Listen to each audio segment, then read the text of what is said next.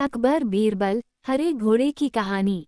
एक शाम राजा अकबर अपने प्रिय बीरबल के साथ अपने शाही बगीचे की सैर के लिए निकले। वह बगीचा बहुत ही शानदार था। चारों ओर हरियाली ही हरियाली थी और फूलों की भीनी भीनी खुशबू वातावरण को और भी खूबसूरत बना रही थी। ऐसे में राजा को जाने क्या सूझा कि उन्होंने बीरबल से कहा, बीरबल, हमारा मन है कि इस हरे भरे बगीचे में हम हरे घोड़े में बैठकर घूमें। इसलिए मैं तुम्हें आदेश देता हूँ कि तुम 7 दिनों के अंदर हमारे लिए एक हरे घोड़े का इंतजाम करो। वहीं अगर तुम इस आदेश को पूरा करने में असफल रहते हो तो तुम कभी भी मुझे अपनी शक्ल न दिखाना। इस बात से राजा व बीरबल दोनों वाकिफ थे कि आज तक दुनिया में हरे रंग का घोड़ा नहीं हुआ है। फिर भी राजा चाहते थे कि बीरबल किसी बात में अपनी हार स्वीकार करें। इसी कारण उन्होंने बीरबल को ऐसा आदेश दिया। मगर बीरबल भी बहुत चालाक थे।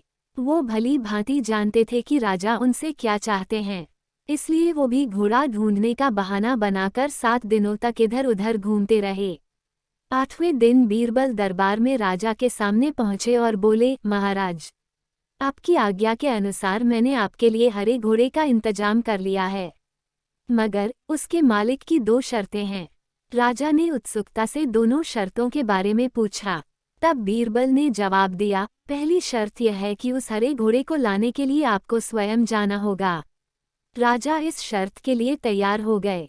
फिर उन्होंने दूसरी शर्त के बारे में पूछा।